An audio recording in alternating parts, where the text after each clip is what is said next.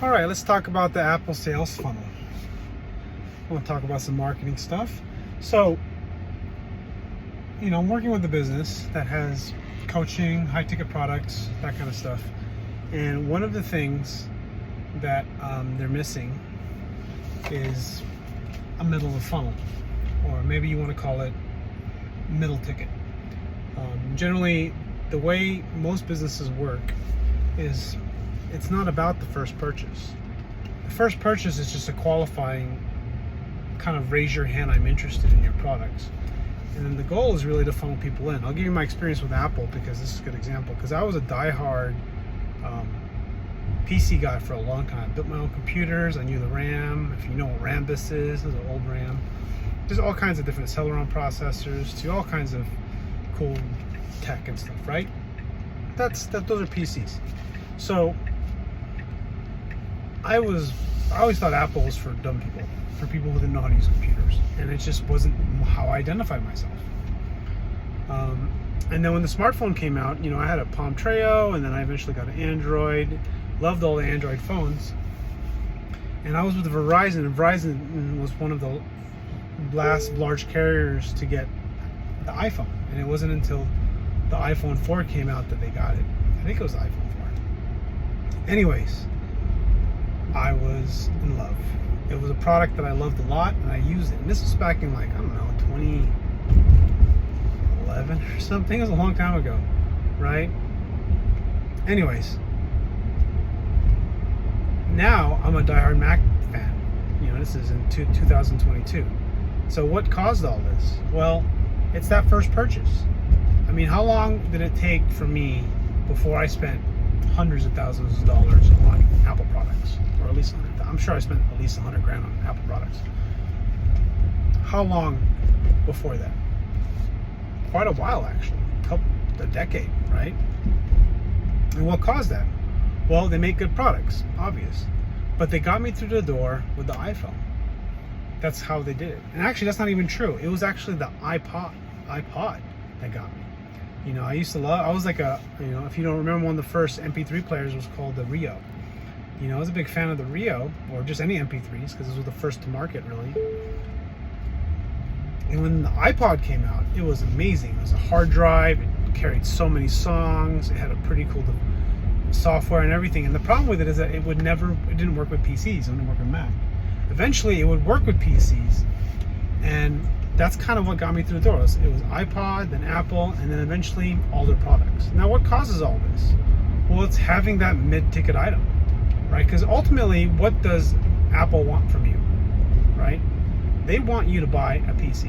Well, they want you to buy any of their products, honestly. Each product is its own thing, to be truthfully honest. But they want you in the higher ticket products because that's where the most profitability is. That's more where the user buy-in is. There's lots of different stuff that occur there. But what makes that work? I mean, it's really getting you through the door with that first product. And then once you raise your hand and you sometimes when you buy that first product, it's kind of really just you're just testing out the waters. You don't know if you're like a big fan. You're just, there's people who are sold from day one, right? This is me. Apple is me. And there are people who are like, I'll try it. And then I'll try this. Until eventually they get you, right? You become a fan. And not everyone turns to fans. And it takes a long time for a lot of people to turn to fans. But a big part of what made the business successful is they all had lots of different products that got you through the door.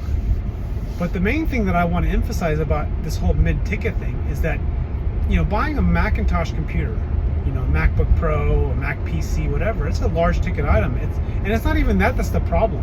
It is an expensive product compared to PCs. The actual big problem about it's a whole different system. The control key, they have a command key, you use your thumb, you don't use your pinky. It's all different. And to make that switch is very difficult. You can't convert someone that easily. It takes a long time. And that's kind of why it's important to kind of have different kinds of products for different kinds of people. There are people, and you look at cars, right? They're the same way. They want you to keep buying their brand of car.